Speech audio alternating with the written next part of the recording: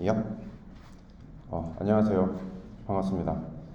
제가 이렇게 많은 자리에서 발표하는 게 처음이라 가지고 좀 떨리는데요. 저는 날아가는 로켓의 부품을 갈아 끼우는 법이라는 주제로 여러분 앞에서 발표하게 된 김대현이라고 하고요.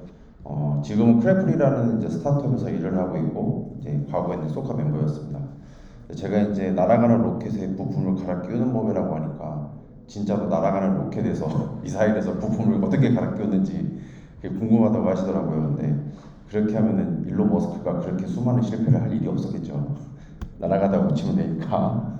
그래서 오늘 이야기할 내용은 뭐 여기 계신 분들 중에서 운전면허가 있으신 분들은 뭐 대부분 다 아실 것 같아요. 소카라는 회사가 무엇인지, 그리고 이제 저런 소카라는 회사에서 이제 텔레메틱스 단말이라는 거를 서비스하는데 필요로 하게 되는데 그게 무엇인지, 그리고 이제 여기 아마 오신 분들은 뭐 제 예측하기로는 대부분 이제 소프트웨어 엔지니어실 것 같은데, 소프트웨어 엔지니어가 하드웨어가 작동해야 되는 세상에 딱 가면은 정말 오만 별일이 다 생깁니다.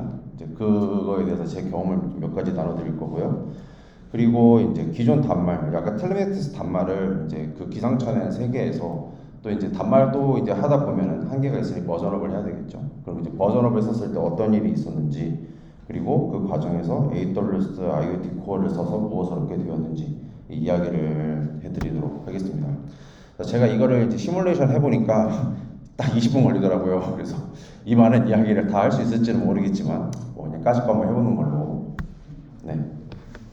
그래서 아까 제가 로켓이란 표현을 쓰기는 했는데 그 이제 스타트업을 무엇이라고 이제 보통 생각을 하냐면은 저는 이제 유니콘을 향해서 달리는 경주라고 저는 좀 많이 생각을 해요. 아마 여기 계신 분들 대부분 알고 있는 뭐 네카라 쿠베 뭐 이제 다 보면은 이제 스타트업에서 시작을 해가지고 쿵작쿵작 해가지고, 물론 이제 네이버는 스타트업에서 시작했다고 하기에는 좀 연식이 되게 오래되긴 했지만 그래도 이제 수많은 스타트업들이 유니콘이 되기 위해서 이제 달리고 있죠. 그리고 이제 제가 있었을 때 소카도 참 영광스럽게도 유니콘의 반열에 올라섰습니다.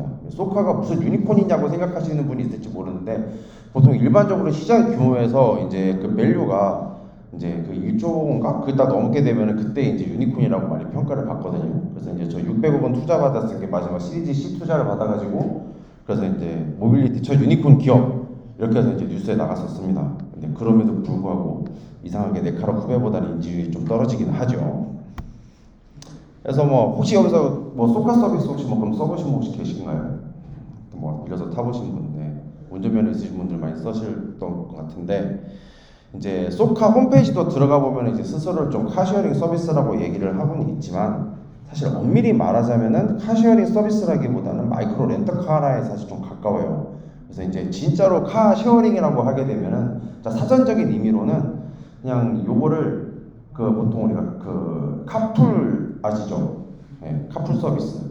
사실 그게 우리가 그 정말 이제 사전적인 의미에서 이제 카쉐어링에 가깝고요. 근데 요거는 왜 마이크로 렌터카라고 하냐면은 일단 회사 소유, 기업 소유의 차량을 일정한 돈을 내서 또 이제 일정 시간 동안 빌려서 사용하는 그런 구조이기 때문에 뭐 엄밀하게 말하자면 마이크로 렌터카라고 좀 얘기를 하기는 합니다. 그래서 이제 그 이 회사에서 제가 그 2013년 11월부터 2022년 3월까지 이제 일을 했었는데요. 2013년 원래 소카가 제주도에서 시작을 했었는데 2013년 11월 저때쯤 해가지고 서울에 이제 진출을 했었습니다. 이제 서울에서 나눔카 사업을 할 때 진출을 해가지고 이제 서울에 이제 사무실을 열고 이제 서울에서 또 하고 뭐 하고 하려면 이제 당연히 개발자가 필요하니까 제가 이제 거기 이제 어떻게 또 지원 공고를 보고서 지원을 해서 들어갔더니 어마무시한 일들이 네. 웹앱도 개발을 해야 되고 인너스 툴도 만들어야 되고 뭐 백엔드도 해야 되고 진짜 오만 잡다구리 한 거 다 했습니다. 심지어 단말 관리까지. 예. 참 지금 와서 생각해 보면은 진짜 젊으니까 했지. 지금 와서 하라고 하면은 삭신이 쑤셔가지고 좀 못할 것 같긴 한데요. 그래서 이제 그 좀 여러 가지 수많은 이야기거리가 있긴 하지만 그 머리가 약간 좀 이제 오래돼서 기억이 안 나는 것도 있고, 그리고 또 한쪽으로는 퇴사한 사람이 너무 떠들면 법적인 이슈에 걸릴 수 있기 때문에 얘기할 수 있는 부분만 똑 잘라가지고 이제 특히 그 중에서 이제 텔레메틱스 단말에 관한 이야기를 들려드리도록 하겠습니다. 비행기 이거 AI로 만들어 놓은 그림인데 얘는 왜 나왔냐면요, 글자 그대로 날아가고 있는 도중에 뜯어 고쳐야 되는 거잖아요. 그런 의미로 제가 이제 만들어서 넣어봤고요. 설명하기 전에 텔레메틱스 단말이라는 거에 대해서 이제 좀 여러분들께 말씀을 드리자면은 차량 안에 보면은 그 보통 눈이 안 보이는데 좀 많이 들어 있어요. 근데 이 단말이 차량의 위치 정보라든가 차량의 상태 정보들을 다 수집을 합니다. 그 수집을 해가지고 이제 서비스하는 이제 회사의 뭐 그 서버 쪽으로 보통 보내게 되는데요. 뭐 위치 정보 같은 경우는 뭐 GPS 모듈로 보내면 되고, 그리고 뭐 차량 상태 정보 같은 경우에는 요즘은 다 차량 안에 이제 컴퓨터가 들어 있잖아요. 이제 그 ECU라고 하는데 그 ECU들끼리 통신하는 거를 이제 캔 통신이라고 하거든요. 그래서 그 캔 통신을 딱 따가지고 그 신호를 분석을 해서 보냅니다. 차량을 갖고 계신 분들이 그 차 가지고 정비소 가면은 거기서 정비소 아저씨들이 뭐 딱 꽂아가지고 뭐 검사해보고 하는 거 있잖아요. 그게 그거예요. 그 차에서 나온 ECU를 이제 그 ECU 신호를 읽어 드려가지고 이제 그걸 이제 디바이스로 보여주는 거거든요. 그리고 이제 그거 외에 또 필요에 따라서는 뭐 물리적 변화나 급정거라든가 충돌이라든가 이런 거는 뭐 이제 사고 감지를 위해서 이제 안에 이제 물리 센서, 보통 좀 육축 센서를 많이 쓰긴 하는데, 그런 거를 이용을 해서 뭐 갑자기 물리량이 탁 폈다, 또 그러면 또 그런 거를 서버 쪽에다가 알려줘가지고 뭐 사고가 뭐 사고인지 뭔지, 뭐 실제로 소카 같은 경우는 차가 뒤집힌 일도 있었습니다. 그런 일도 보낼 수 있고요. 그리고 뭐 국내에는 없는데 필요에 따라서는 뭐 유독물질 센서를 장착하는 경우도 있어요. 이거는 지금 요 이미지에 보여져 있는 게 지오탭이라고 써져 있는 게 그 미국의 지오탭이라는 회사에서 만들어 놓은 단말이거든요.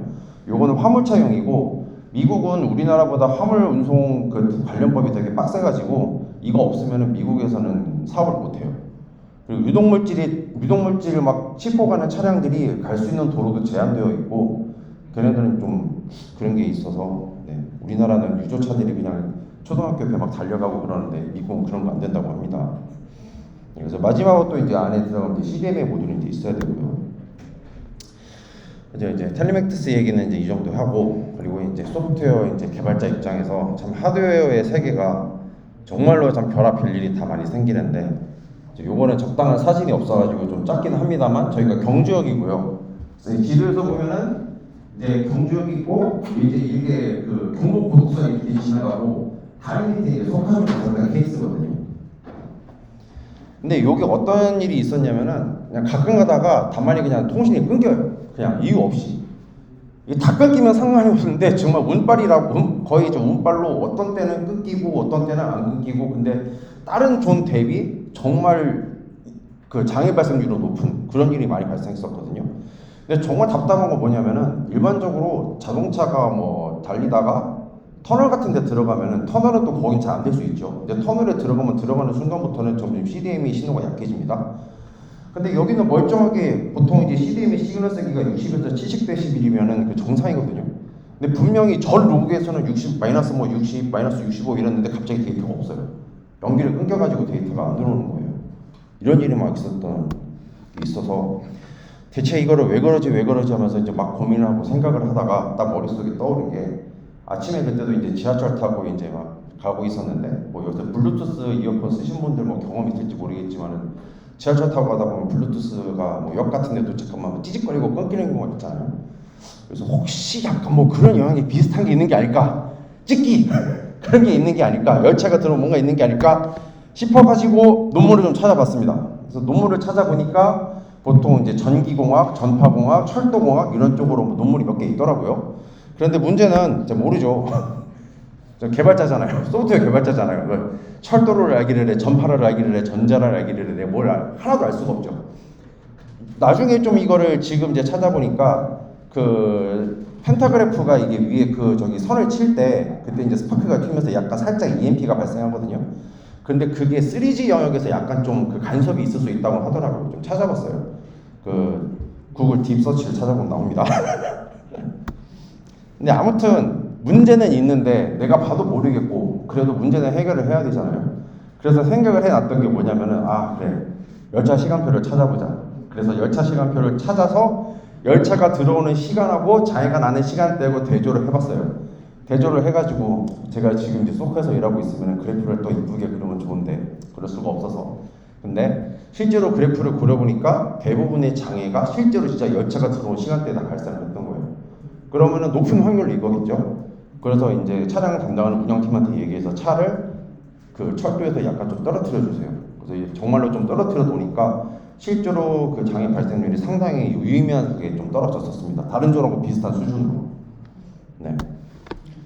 그래서 참 이제 소프트웨어 개발자가 하드웨어랑 같이 이제 치고받고 하다 보면은 정말 별의별 일이 다 생기는데, 이제 보통 우리가 무중단 서비스라는 거 많이 얘기를 하잖아요. 근데 우리가 보통 무중단 서비스 하면은 보통 뭐 CI/CD 많이 생각을 하는데, 이거는 사실은 무중단 서비스라기보다는 그냥 무중단 100%고요. 실질적으로 서비스가 중단될 수 있는 케이스는 지금 하드웨어까지 감안해서 생각을 하면은 무궁무진합니다. 요거 같은 경우에 이제 실제로 불났었던 거, 그 KT 빌딩 지하에서 이제 불이 났었던 건데, 저 불이 났었을 때 저 주변 소카존이 싹 다 먹통이 됐었거든요. 한 5개인가 6개인가 그랬는데 다 먹통돼가지고 토시방 터졌는데 뭐 할 수 없잖아요. 문제도 안 되고, 뭐 예약했던 사람들이 뭐 차 안 된다고, 물론 그 사람도 전화가 안 되니까 좀 와가지고 지금 문 열리는데 안 열리는데 왜 이러냐고 막 따지고, 뭐 그런 일들이 있었습니다. 하드웨어는, 그리고 이거는 모니터링 하기도 쉽지가 않아서 징후를 알아야 되는 것 자체도 힘들어요. 아까 그 오전에, 아까 이제 좀 첫 시간에 뭐 관측 가능한 그 관련해가지고 발표하신 분들 계셨는데, 하드웨어는 특히 소프트웨어 입장에서는 관측을 하려도 뭘 어떻게 뜯어가야 될지 이거부터가 사실 되게 고민이 많습니다. 결국 그래도 서비스하는 입장에서 보면은 결국 장애는 언젠간 그냥 터질 문제고요. 근데 문제는 터지는 건 어쩔 수 없어요. 터지는 건 숙명이에요. 내가 무슨 짓을 해도 터집니다. 불 나는 거 내가 무슨 짓을 해도 불은 나잖아요. 그래서 결국 터지는 건 어쩔 수 없지만은 터진데 또 터지지 않게 하는 게 더 중요합니다. 그리고 보통 이제 그런 거를 할 때, 물론 하드웨어 디바이스도 안에 로그가 들어있으니까 그 로그들을 읽어서 파악하는 그런 능력, 그런 액션들이 상당히 이제 중요하죠. 그래서 이제 여기에서 그러면은 이제 단말의 데이터를 수집하는 데 있어서 그러면은 소카가 썼던 초기 단말의 설계가 어떤 문제가 있었냐.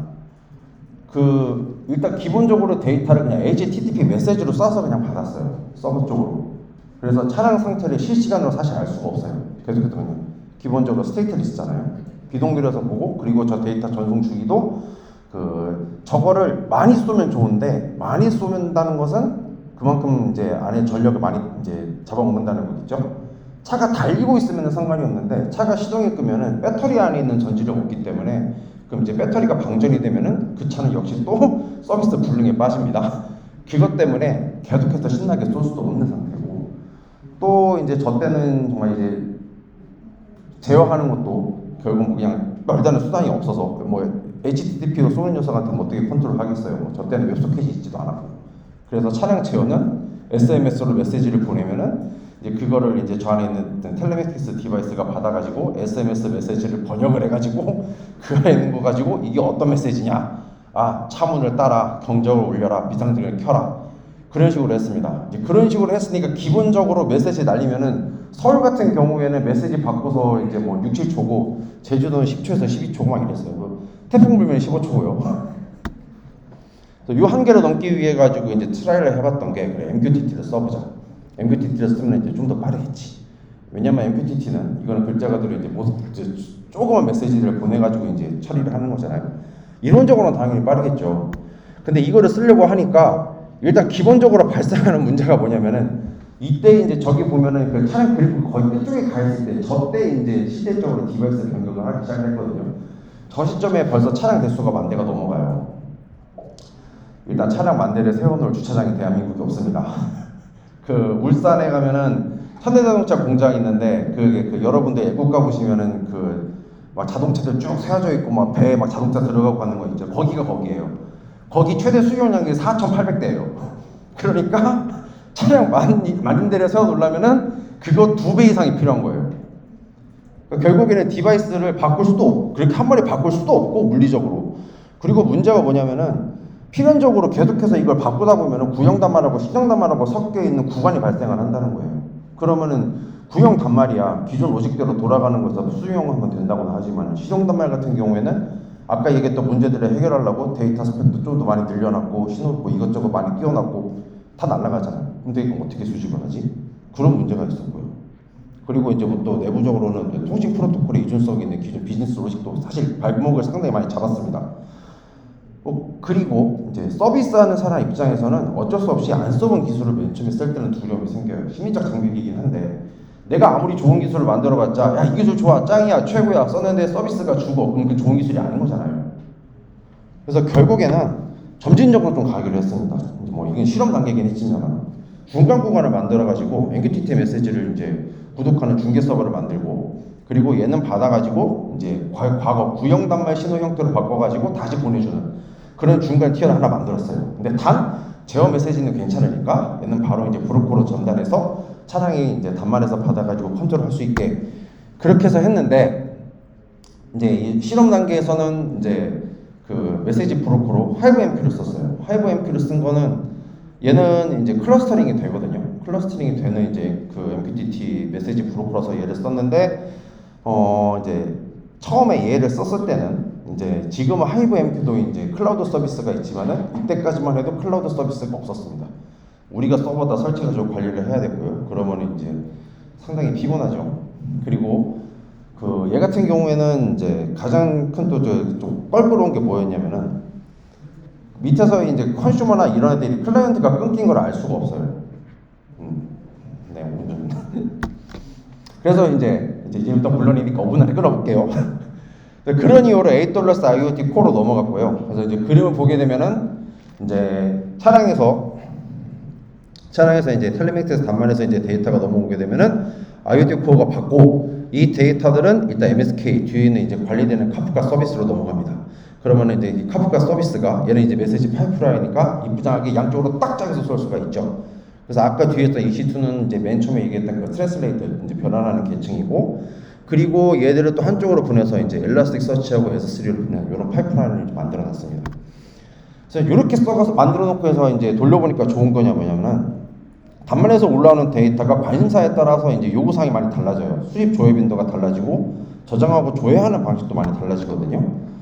그래서 이제 뭐 여기서 보면은 이제 단말 정보라고 하는 거는 되게 좀 스태틱한 부분, 단말에 있는 전화번호라든가 이제 그런 거고요. 뭐 펌웨어 버전 같은 거고, 그리고 주행 정보는 실질적으로 이제 주행할 때 이제 필요한 정보들, 이제 주행 단계에서 수집되는 정보들, 그리고 장애 정보는 글자 그대로 주행 정보까지 포괄하고 현재 단말의 상태라든가 통신망 상태라든가 그런 모든 정보들을 다 포괄을 하는 건데.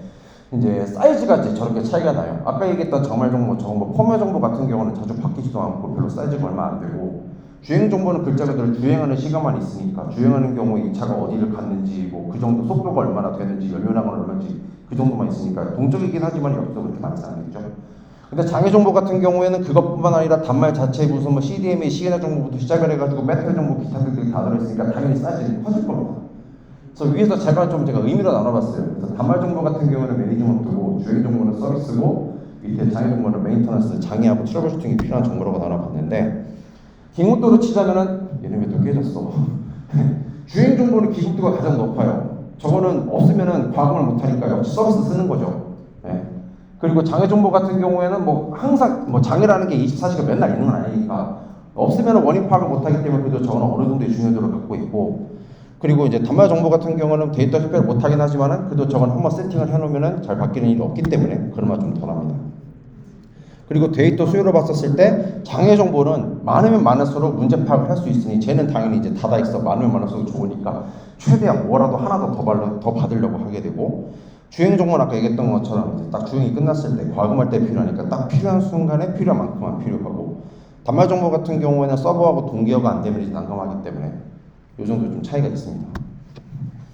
그래서 결론적으로 이제 IoT 코어를 이제 써보니까 좋은 점이 아까 방금 보여드렸던 이런 식으로 데이터의 수요에 따라서 뒤에서 AWS에서 제공하는 서비스들을 붙여가지고 모니터링이 됐든 데이터 저장이 됐든 수집이 됐든 분석이 됐든 그거를 편하게 붙일 수 있다는 장점이 있었어요. 그 이전에 저거 하기 전에 그냥 순수 옛날에 그냥 구형단말 썼었을 때는 아주 그냥 노가다로 했습니다. 초기에는 이제 DB 기록하고 억세스 로그, 단문에서 올라오는 억세스 로그 가지고 다 했어요.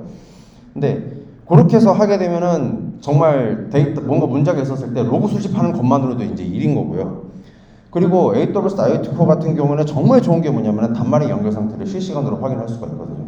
그래서 단말 연결이 끊어졌을 때 대응을 할 수 있어요. 실질적으로 좀 악의적인 사용자 같은 경우에는 단말을 고장내거나 부셔가지고 그냥 차에서 신호가 올라가게 하는 그런 사람도 있거든요. 정말 놀랍게도. 자, 그러시면 안 됩니다. 법적으로 걸립니다. 재물손괴죄에 해당하고요. 이제 그런 분들이 그런 사고가 발생했을 때 이제 즉각적으로 이제 대처를 할 수 있다는 장점이 있습니다. 그리고 제가 처음에 IoT 코어를 썼었을 때 이제 제가 좀 잘못 이해한 거는 IoT 코어 같은 경우는 이제 패키징 SDK가 아니라 서비스 프로토콜이에요. 서비스 프로토콜이기 때문에 AWS SDK를 굳이 따르지 않아도 만들 수 있어요. 실질적으로 단말 제조사 같은 경우는 이제 소카 있을 때는 단말을 외주셨었는데 단말 제조사 같은 경우에는 안에 이제 단말 돌아가는 펌웨어를 이제 퀄컴 리눅스 그 베이스에서 만들었거든요. 당연히 SDK 못 쓴다고 했는데 그쪽에서 자기들이 AWS에서 이거 IoT 코어 프로토콜 써가지고 구현해본 경험이 있으니 우리가 원하는 걸 다 만들어주겠다 해가지고 문제를 잘 해결하셨습니다. 이게 거의 마지막 장표입니다. 그래서 결론적으로 얻은 것은 이 구조로 넘어가서 단말 문제 확인하려면 맨날 액세스로그 붙잡고 막 확인해야 되고 그래도 늘 긴가민가 했는데 이거 AWS IoT 코어를 쓰고 나서 일단 엘라스티서치 이용해가지고 단말 로그 빨리 확인해서 데이터를 수집하는 거를 이제 모니터링하고 대체 단말에 무슨 문제가 있었는지가 시간대 순으로 쫙 나열해가지고 보는 게 정말로 편해졌고요. 그리고 정말 극적인 도어락 제어 속도도 역시 이제 얻을 수 있었습니다. 이제 딱 버튼 누르면은 여러분 최근에 딱 소카 쓰신 분 같은 경우는 문 열린 버튼 누르면 그냥 문 바로 열리죠. 옛날에는 버튼 눌러봤자 안 열렸습니다. 정말 좋아졌죠. 그리고 이제 마지막으로 이제 이분의 흑역사급 짤도 하나 얻게 되었고요. 회사에서 홍보로 쓴다고 해가지고 밀려나갔습니다. 이제 참고 자료 요거는 이제 뭐 나중에 장표 여러분들 나눠드리면 아시겠지만은 저 위에 두 개 같은 경우에는 제가 실제로 소카에 근무하고 있었을 때 저랑 저희 팀에서 이제 한예들에서 정의를 해놨고요. 밑에 소카는 어떻게 2만 대의 차량을 운영할까? 저거는 이제 제가 나오고 나서 이 업무 인수인계 받으신 분들이 또 정리한 장표가 있더라고요. 그래서 한번 참고하시면 좋을 것 같습니다. 여기까지 감사합니다.